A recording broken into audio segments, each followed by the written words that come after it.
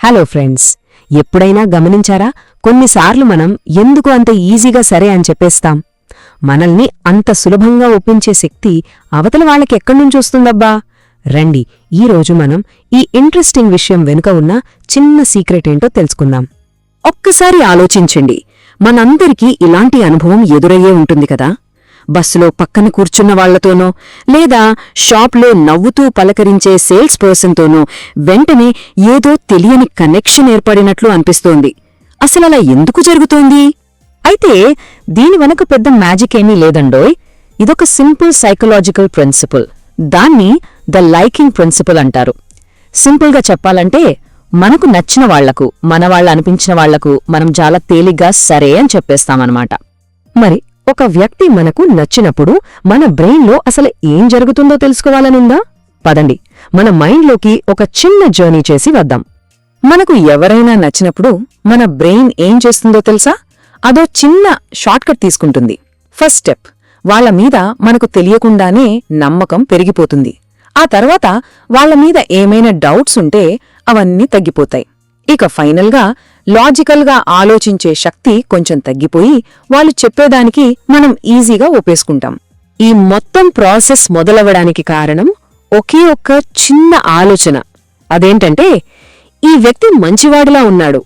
ఈ ఒక్క థాట్ మన మైండ్లో వచ్చిందంటే చాలు, మిగతాదంతా ఆటోమేటిక్గా జరిగిపోతుంది. సరే, ఇప్పుడు అస్సలు ఫన్ స్టార్ట్ అవుతుంది. ఈ లైకింగ్ ప్రిన్సిపుల్ మన డైలీ లైఫ్లో ఎలా పనిచేస్తుందో కొన్ని సరదా ఉదాహరణలతో చూద్దాం. మీరు ఖచ్చితంగా ఆశ్చర్యపోతారు. మొదటి ఎగ్జాంపుల్ చూద్దాం. ఊహించుకోండి, మనమేదో కొత్త ఊరికెళ్ళాం. అక్కడ మన భాష మాట్లాడేవాళ్ళు కనిపిస్తే మనకెంత హ్యాపీగా, అరే మనవాళ్లే అన్న ఫీలింగ్ వస్తుందో కదా. తెలివైన సేల్స్ పర్సన్స్ కూడా సరిగ్గా ఇదే టెక్నిక్ వాడతారన్నమాట. ఆ సేల్స్ పర్సన్ మన యాసలో మాట్లాడినప్పుడు మనకేమనిపిస్తుందంటే, అబ్బా, ఈయన నన్ను బాగా అర్థం చేసుకున్నాడు అని. ఇక మన ఊరి గురించి, మనకు తెలిసిన విషయాల గురించి మాట్లాడితే, హే, ఇతను కూడా నాలాంటివాడే అనే ఒక స్ట్రాంగ్ కనెక్షన్ ఏర్పడుతుంది. ఆ కనెక్షనే నమ్మకంగా మారి సేల్స్ జరగడానికి హెల్ప్ అవుతుంది. ఇప్పుడు రెండో ఉదాహరణ. మన ఫేవరెట్ హీరో లేదా హీరోయిన్ మనల్ని ఎంతలా ప్రభావితం చేస్తారో ఎప్పుడైనా గమనించారా?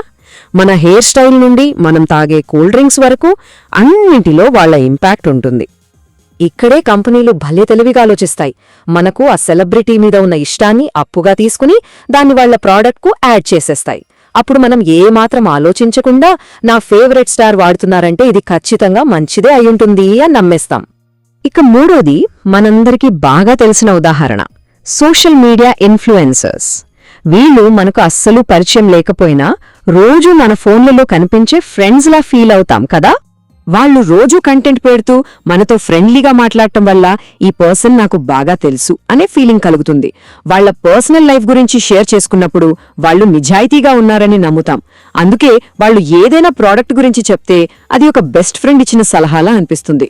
ఇప్పటిదాకా మనం చూసిన ఉదాహరణలన్నింటి నుంచి ఒక చాలా ముఖ్యమైన విషయం నేర్చుకోవచ్చు.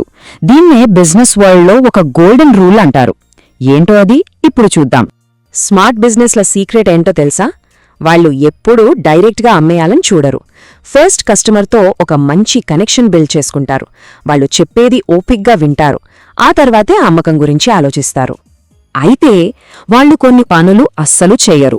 మరీ ఓవర్గా మాట్లాడటం, ఫేక్ ఫ్రెండ్లీనెస్ చూపించడం లేదా బలవంతంగా పొగడటం లాంటివి చెయ్యరు. ఎందుకంటే అలాంటివి నిజమైనవి కావని మనకు చాలా ఈజీగా తెలిసిపోతుంది. గుర్తుంచుకోండి, నిజమైన కనెక్షన్ ఎప్పుడూ నిజాయితీ నుంచే వస్తుంది. సరే, ఇప్పటిదాకా మనం మాట్లాడుకున్నంత ఒక్క వాక్యంలో చెప్పాలంటే, ఆ ఒక్క ముఖ్యమైన ఆలోచనను ఎప్పటికీ మర్చిపోవద్దు. ప్రజలు ఒక ప్రాడక్ట్ను పూర్తిగా అర్థం చేసుకునే ముందే వారికి నచ్చిన వ్యక్తులకు సరే అని చెబుతారు. చూశారా, మనుషుల మధ్య ఉండే కనెక్షన్కు ఎంత పవరుందో? సో, నెక్స్ట్ టైం ఎవరైనా మిమ్మల్ని ఈజీగా ఒప్పించినప్పుడు ఒక్క క్షణం ఆలోచించండి. అది ప్రాడక్ట్ గొప్పతనమా లేక ఆ వ్యక్తితో మీకు ఏర్పడిన కనెక్షనా? ఈ చిన్న అవేర్నెస్ మనల్ని స్మార్ట్ డెసిషన్స్ తీసుకునేలా చేస్తుంది. Thank you.